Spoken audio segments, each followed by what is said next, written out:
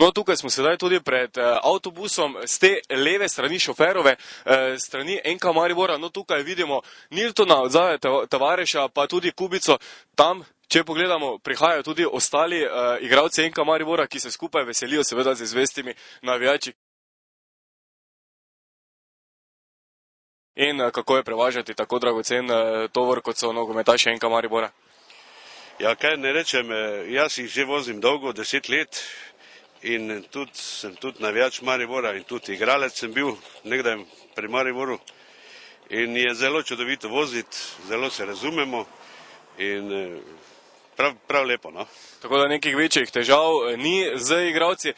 Povejte, Stanko, kdo je tisti največji veseljak ponavadi v vsaki ekipi, kdo ki drži vzdušje na avtobusu in tudi sicer? Seveda šofer.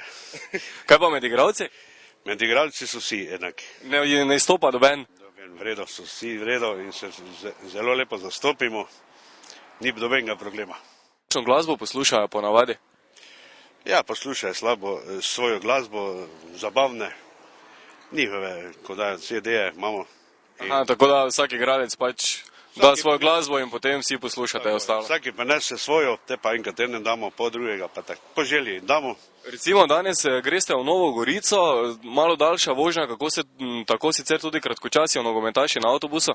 Je kar v redu, to je tako kratka vožnja, cirka 2 uri pa pol vožnje. S tem, da zmeraj stojimo še nekje enkrat ali dvakrat, tako da to je kratek, zdaj, ko je avtocesta, sploh ni problema in to je malenkost za nas. Torej, z nami je direktor Maribora, Bojan Ban. Bojan, kako ste zadovoljni z novim avtobusom? Šofer je prej rekel, da je izletniški, ampak važna je prepoznavnost kluba.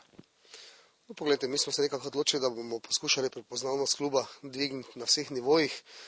Dejstvo je to, da je ena teh stvari je tudi tale ideja, ki je poznana sicer pri vseh velikih evropskih klubih, da imajo na nek način svoj podnarekovaj avtobus, torej gre za tisto prepoznavnost, gre za en komfort dodatni, ki si ga lahko mi, torej jasno, to ni naša last, ne, toliko bogati nismo dejansko, gre pa za to, da je to avtobus, ki so ga naredili, torej oblepili z našimi barvami, po naših dejansko željah in pa da smo ga noter opremili tako, kot si ga mi želimo, torej za video rekorderji vsem tem, ki spada zraven in zagotavlja določeno obdobje na potovanjih po Sloveniji. Tista, če bodo pa potovanje seveda dalje po Evropi, kar se da z avtobusom priti, pa je potem naslednje presenečenje. No, kot smo pregovorila, tudi ste rekel, da če bi Maribor imel dovolj denarja, se verjetno ne bi odločil za nakup avtobusa, ker enostavno ne bi bilo vse skupaj ekonomično. No, poglejte, pri vsaki stvari je pač treba gledati na rentabilnost, ne. Saj fajn je določene stvari imeti dejansko, če imaš seveda dovolj denarja. Mislim pa osebno, da prvič denarja nimamo dovolj za ta namen, če bi ga imeli, bi pa verjetno vložili, ne vem, prvo v infrastrukturo in pa kam drugam v bolj pomembne stvari, kot je tole. Slovenija je pa toliko mala dejansko, da so ti avtobusi tukaj, ki vozijo naši, oziroma so na istih nivojih, kot pa seveda drugje po Evropi čisto dovolj. Skratka, pred to sezono je FC Bayern kupil nov avtobus vreden €500 000, rekli so, da je to njihova najbolj draga ukrepitev pred to sezono. Kako pa v Mariboru to komentiramo? Ja, očitno si Bayern to lahko privošči, ne. Če gledamo, da so dejansko po teh bilancah, ki so zdaj že nekako narejene v grobem v Nemčiji pri klubih, vsi poslujejo za izgubo razen Bayerna, ki je pač svoja zgodba in vsaka jim čast to si lahko privoščijo. Kako ste sicer zadovoljni z tem avtobusom, kot vidimo tu v zadju? Lepo zgleda, tako da mislim, da je to en velik korak naprej.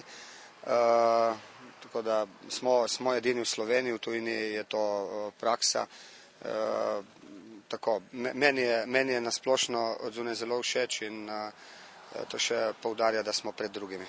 FC Bayern je pred to sezono najavil, da je njihova najbolj draga ukrepitev, prav njihov nov avtobus, ki je stal €500 000.